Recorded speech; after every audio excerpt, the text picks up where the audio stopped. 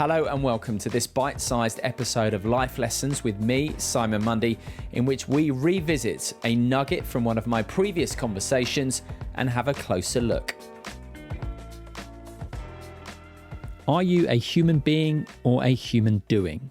Bill Beswick is one of the world's most respected sports psychologists, having worked at Manchester United during Sir Alex Ferguson's dominant reign as manager.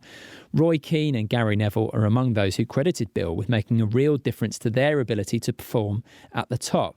Now, I talked to Bill during the COVID pandemic, and he spoke about how it was an opportunity to reflect on how we want to live. The question is, have you done that? And if not, the opportunity to reflect is still available at any moment. In normal circumstances, many people complain to me, certainly a lot of my business clients, that they're on the treadmill of life. They don't get any sort of personal timeouts to think and reflect on all sorts of aspects of their life and development. This is suddenly everybody's forced off the treadmill.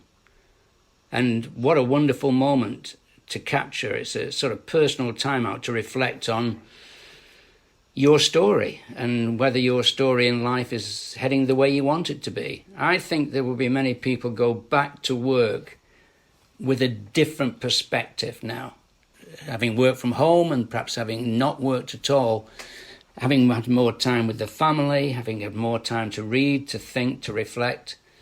I think it's that turning a threat into an opportunity, and because you're off the treadmill, taking a deep breath and thinking, am I living the life I want to lead?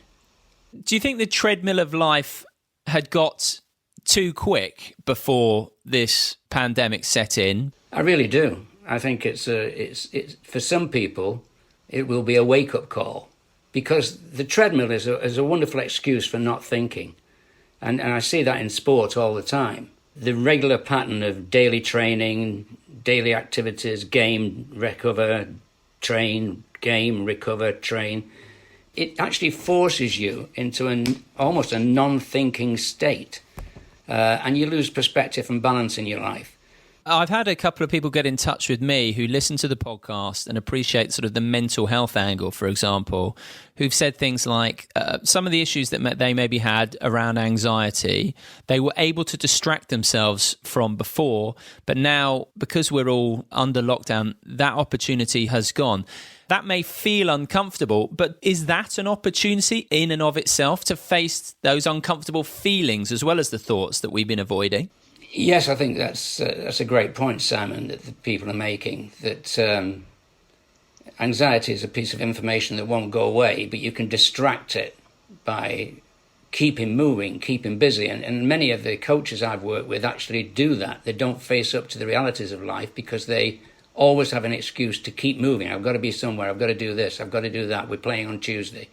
Now is a chance to actually look that anxiety in the face and say, I'm going to stop reacting to you. I'm going to start dealing with you, and actually put it to bed once and for all, to overcome it and to be much more mentally healthy when situation returns.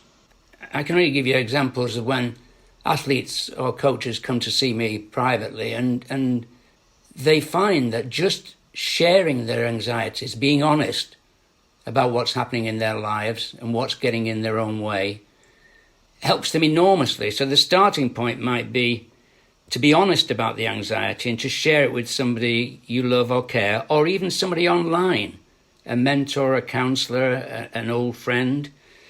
Increase communication, decrease anxiety is an old phrase my wife tells me very often. And I think that the starting point is a willingness to address the issue. Secondly, a willingness to share it.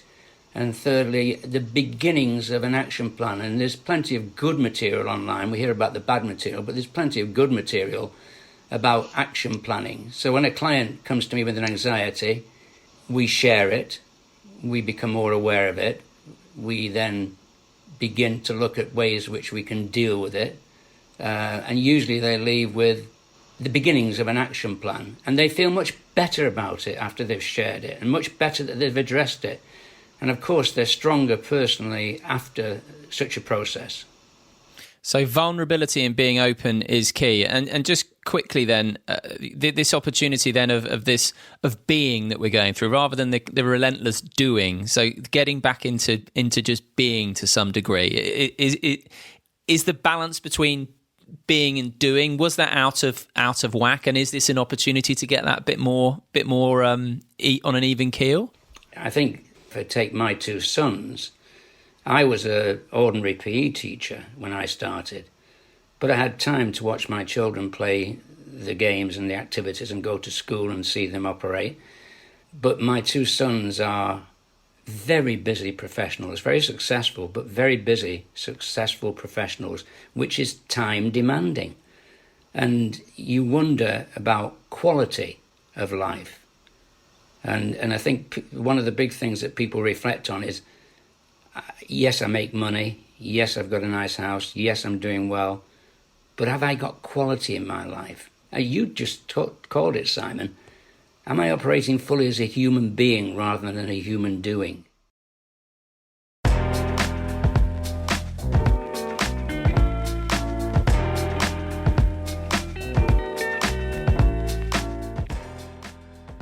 Thank you very much for listening to this episode of the Life Lessons podcast. If you'd like to get in touch, please feel free to do so via my website, simonmundie.com.